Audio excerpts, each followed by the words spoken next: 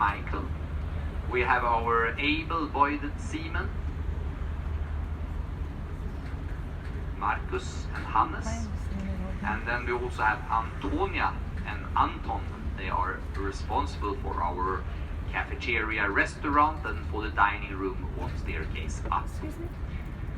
In our kitchen works our chef de cuisine, Svante. Remember, if you'd like to know more than I will tell you on this journey, you have a little map, but I will try to speak accurate and slow so that you will understand me. Remember that smoking is allowed only outside of the designated places.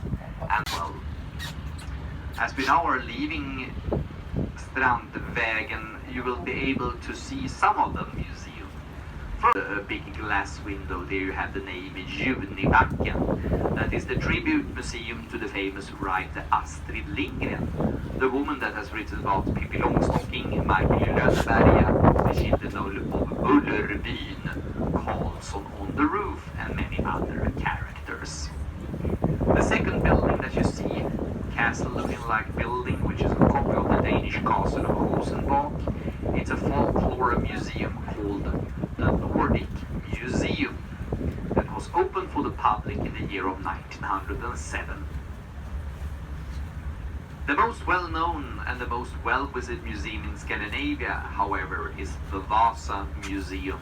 The Vasa Museum is the red, strange-shaped building with a tree mast sticking out of it. If you are only about to see one museum here in Stockholm, it must be the Vasa Museum. The Vasa settlement has been in the surrounding areas since the 900s. Today, Stockholm is built upon 14 islands, connected by 57 bridges. Also to be seen on the right-hand side, you have a little red fortress, which is today a conference center. And right now, the soldiers of His Majesty the King has hoisted the Swedish flag. You will see the Swedish flag of the armed forces on the tower with the 3 tanks. The Swedish flag is one of the oldest flags in the world. The cross, that is a very important symbol, that is a symbol of the sun.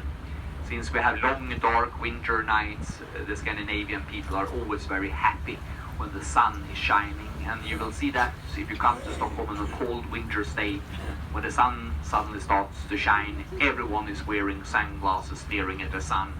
Typical Scandinavian phenomena. Also to be seen on the left-hand side, we have amusement park Gröna Lund, founded in 1883 throughout September, and it will be open until the 1st of October. Right now, there are no people actually here in Sweden having a vacation due to the fact that the vacation ends in the middle. To be seen also on the right-hand side, we have a lovely view over Södermalm, that is the largest island of Stockholm. Södermalm used to be a typical working-class district, the Bronx of Stockholm, a poor neighborhood where only poor people live. Today, however, this has changed, and today Södermalm is a very trendy area. Here you will find a lot of bars, cafes and restaurants, and I can recommend you later on to go to the main pedestrian street, Götgatan, where you will find a lot of nice places to visit. Also on the right hand side we have Stadsgårdskajen, which is the cruise berth of Stockholm. Last year we had 250 port of calls, and over 1.5 million people came only on cruise ship vessels to Stockholm. Me myself, I'm a devoted fan of those cruise ships, because without you and without those ships I would be unemployed. So I'm very happy to see you all. You are paying the food on my table. Also, at the speaking moment, we are passing the spot where the great warship Vasa capsized and sank at the 10th of August in 1628. 1956 she was found again, and 1961 she was brought back up to the surface. The Vasa Museum is the most well-visited museum in Scandinavia. The open-air museum of Skansen. Skansen is the oldest open-air museum in the world, and it was created by a great nationalistic beliefs. Equally over 100 houses guides working there are dressed in traditional costumes of the Swedish peasantry, and at Skansen you will find a Nordic zoo with exotic nautical animals such as the moose, the reindeer, and the mulberry.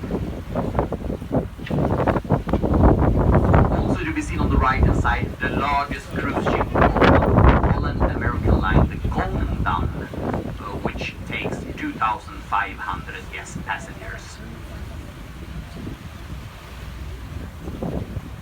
Something for my Italian guest here aboard. You have a white building with Italian flag on top of it. That is the Ambasciato Italiano, and it has been the Italian embassy since the 1913. This year we have celebrated, it is 70 years since the king, the prince donated. The reason why he goes into is part of the Swedish tradition when it comes to the royal heritage of painters, writers and thinkers. You now have the art museum on the left hand side. So we see on the right hand side again a huge brown building with a tower in the middle. This is Vakshольm. It's a retirement. It was founded in 1915 and it's privately owned. Now we have an area called Finnboda. If you translate the name, it means the Finnish port. In former days, this was the place where the merchants offloaded the concert hall, which is the place where the Nobel Prize is handed out every year at the 10th of December. To be seen also on the right, the Society of the Swedish Archipelаг, Skärgårdsstiftelsen in Swedish. You could see also lonely motorboat here on the right hand side. As I said, this is a classic working day. People are now working, and that is the reason you have a lack of ships and boats. Going by boat, sailing or cruising is very popular, and among 2 million people sizes. So this is a very popular hobby here in Stockholm, cruising and going by boats. The boat season, however, is very short. It lasts from the end of April until the end of September. That is usually the time when people use their boats. We never know if the Baltic Sea freezes, and that is the reason why the boats has to be stored on land throughout the winter time. Otherwise, it's the shaft of the ship. The blackbird called cormorants.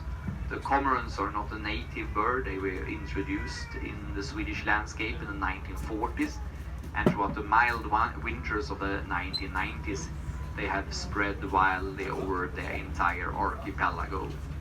And it's a very disliked bird.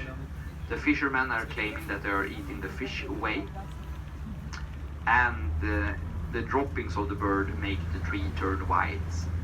So it's a quite disliked bird, in fact.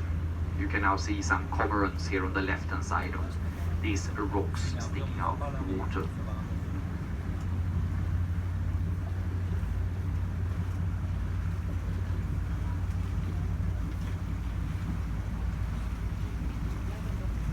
On the right hand side here, you also have a lovely view that are living alongside the Baltic Sea, meaning their grey water, and therefore exceed the fact that the water circles very bad. It's quite polluted. 75% of the seafloor is completely dead. That is the reason why you do not find any fishing industries in this area. Hobby fishing is, however, quite popular still, and pike, perch and herring are the most common fishes that you will catch here.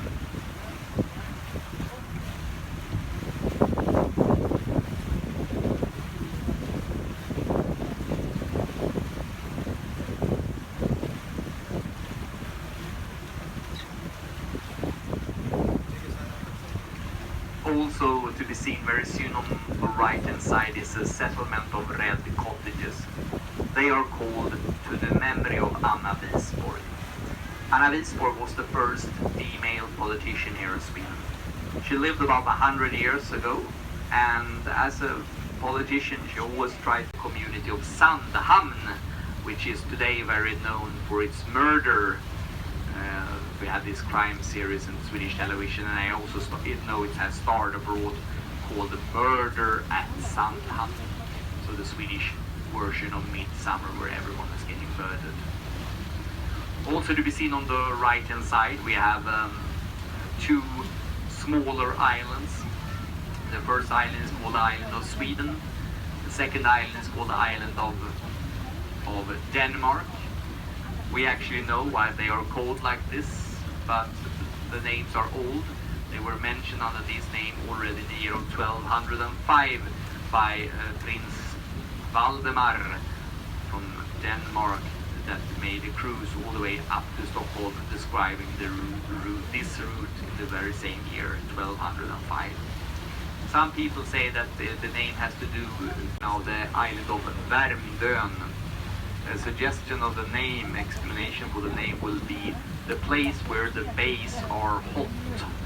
Värme means heat in Swedish. Also to be seen on the right hand side you have a construction site. This is called a telegraph mountain. In former days stood the optical telegraph here that could warn the king in case of the enemy were approaching. This kind of telegraph was spread all over the archipelago. So from the outskirts of the Sandön island you can send and receive messages of a distance of 80 kilometers. High tech for being some 1 krona a square meter. Now today the prices are a little bit more, and most of the buildings here as a starting that we will see on this journey has a starting price of approximately 1 million euros and upwards.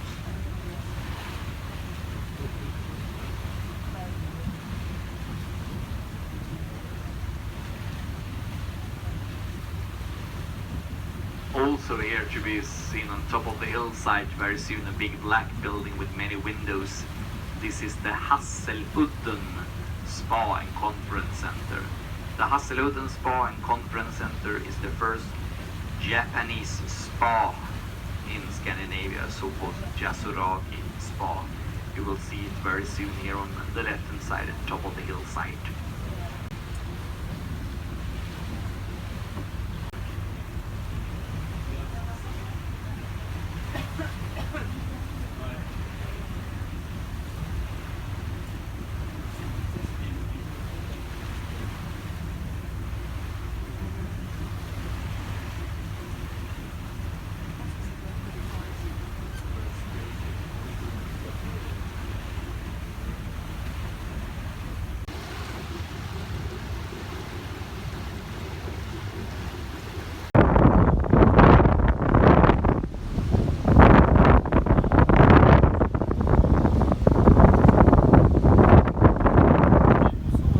In the 1500 they produced bricks on this island, and therefore the name has survived, the Tegelön, that means brick island. And just 1 kilometer from the site here you will have the big main road into the city center of Stockholm, so there is always a possibility to go grocery shopping, so it's quite comfortable to live on the larger islands here in the archipelago. People will use their private boat, go to the nearest place where you can take the car and then drive to the city center. A lot of people are also, since they are living all the year through, working from home. So there are a lot of private banking, there is a lot of internet connections, you will be able to work from home. Side.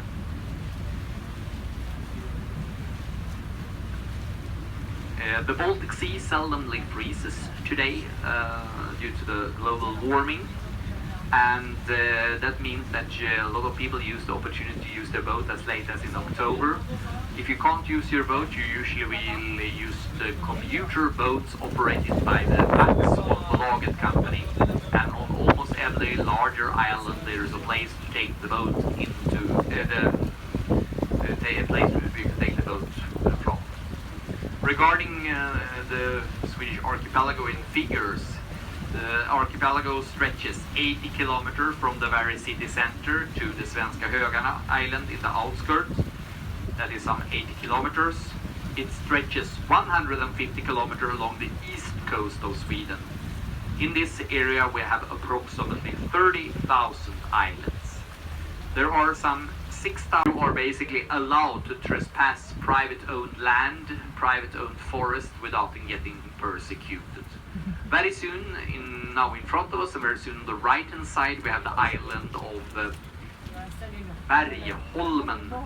This island, here you will have no houses, and here you will get the possibility to put up your tent 2 days in a row before you need a permit of the landowner. In the archipelago, the most of the people has indicated that there are cable running on the sea floor that will warn you so that you do not throw down the anchor, otherwise you could rip up the entire electricity system. Bergholmen now in front of us, and very soon on the right hand side.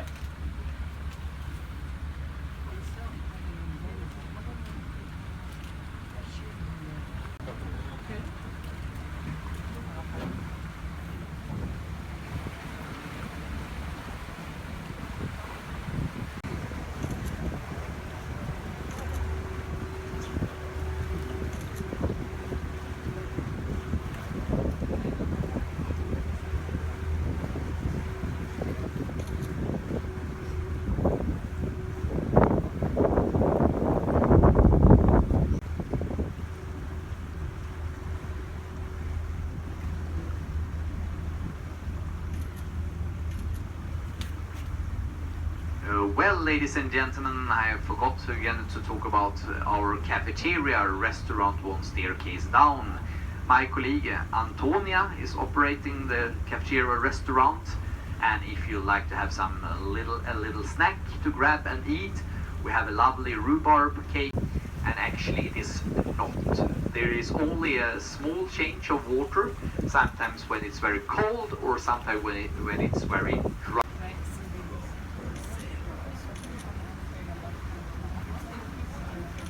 Navigation around the Tegelön Island, now situated on the left hand side. We have some smaller island, they are called the Weekday Island.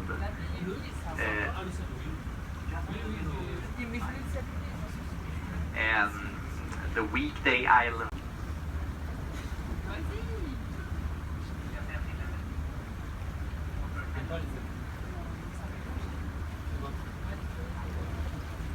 Some of the people says that these named islands has to share pre-booked lunch here aboard.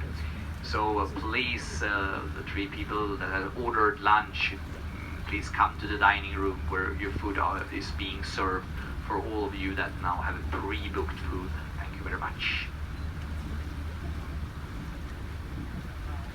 Tuesday Island now on the right hand side again, you can see this cable sign indicating that there are cable running on the sea floor here.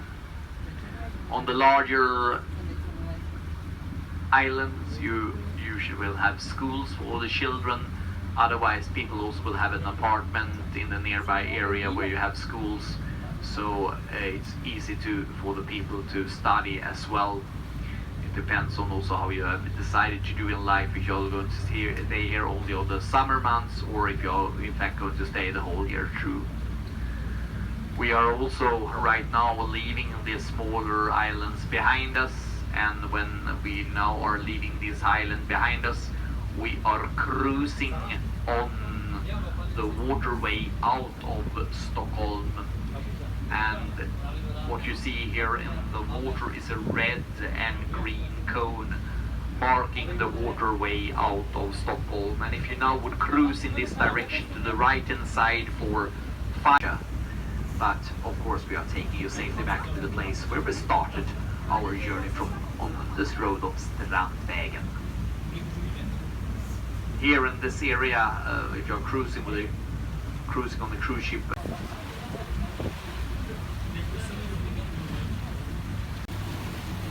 Hello everyone, I'm the guide. I wanted to show my face. This is what I look like. So there.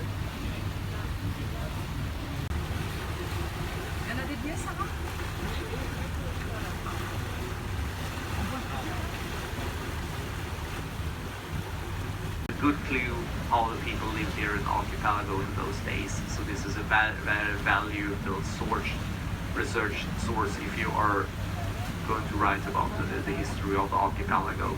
Because some of the islands didn't belong to the monastery, and therefore we had scarcely a recording of what happened in those islands in former days.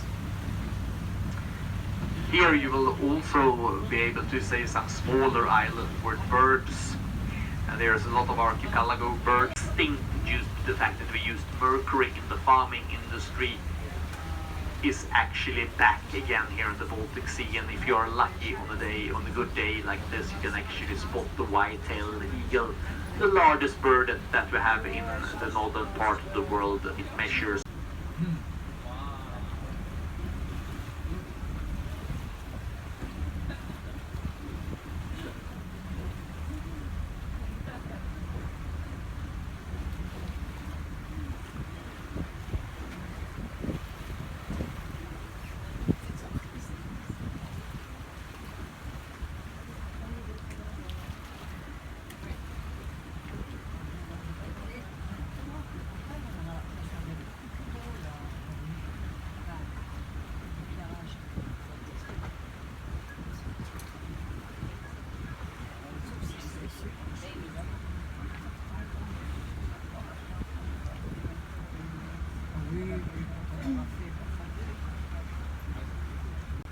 the house was taken down and it was sold, and later on it was put up here on the Tyningö island. You will see it very soon on the right hand side. The building was sold 3 years ago for the price of 1.8 million euros. You will see it very soon on the right hand side.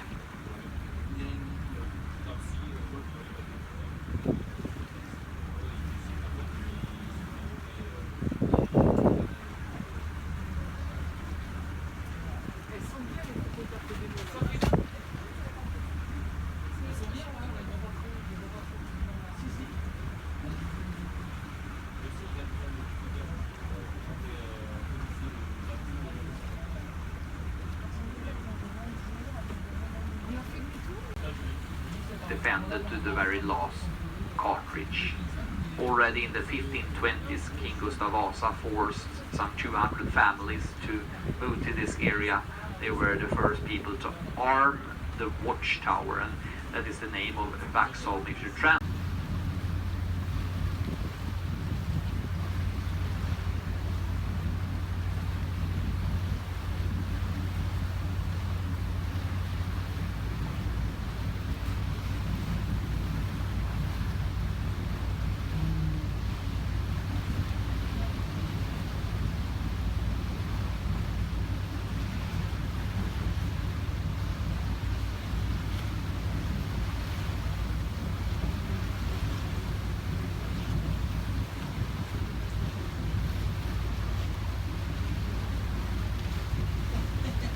Very soon now on the right hand side the coastal city of Vaxholm, and now we have peaked the journey, and from this position we go further and further down until we are in the city center of Stockholm again.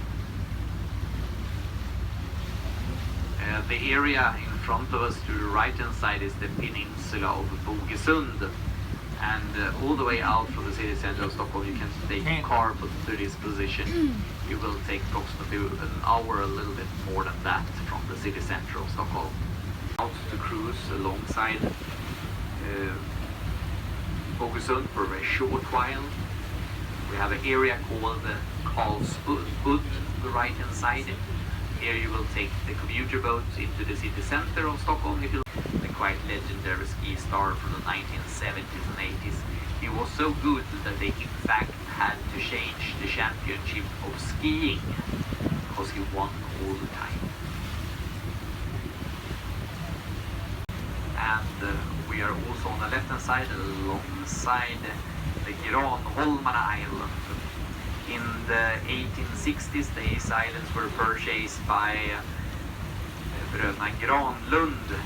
The brother Granlund didn't like the old name Långholmarna, since we in former day had a prison island called Långholmen, and that is the reason why these islands were renamed Granholmarna. We are about to cruise very soon between the Granholmarna Island and between the islands you have a strait called Granholmshålet. Here on the left hand side you can see also some smoke. By appointment of the local authorities, if you have a large garden, you are allowed to burn branches and leaves and things like that. That is only for a couple of days in the springtime and in the autumn season when the soil is wet. Otherwise you are not allowed. When we have had a very dry climate, not very hot summer but dry, and that gives an excellent opportunity for larger society. You will see a big yellow building that sticks out of all the green to massive yellow towers. Today the castle is owned by the government. It was taken from the last owner that didn't take care about it. Originally the castle is from the 1500s. But very soon on the right hand side, a huge yellow building with 4 massive towers on the right hand side.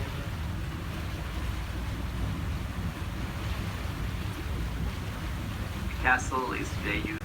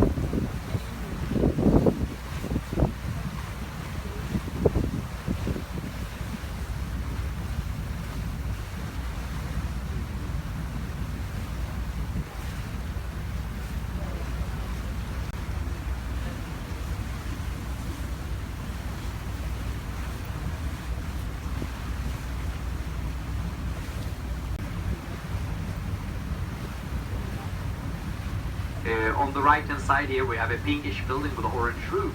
This is called the estate of Högberga. The estate of Högberga was completed in 1911 by the businessman Foreus. Foreus, he was a decent and an art collector, lost everything in the 1930s depression, and now today the building is run as a conference center. Also towards the right hand side you have a lovely example of very beautiful buildings from different times or periods. You have so-called Nordic romantic style buildings made out of stone, and then of course you have some of these shoebox houses, I call them. They are typical design from the 1960s.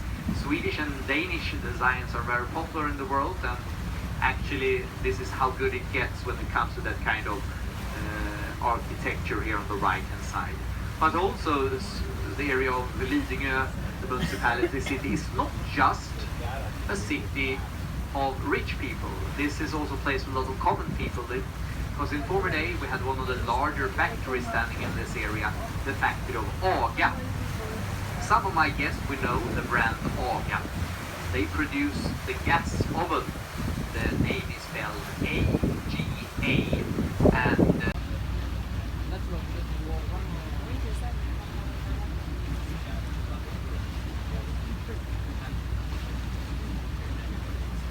Prince Valdemar Sude, if I got it right.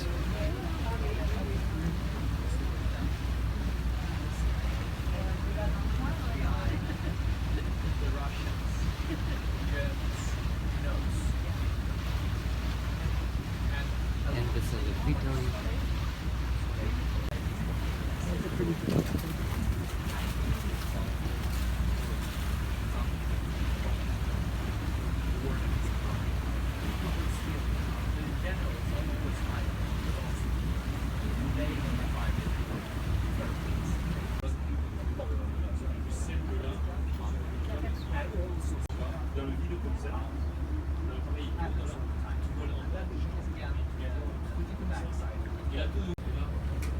What's that? What's the museum? Yeah, the one behind Nordic museum. Well, that's Nordic.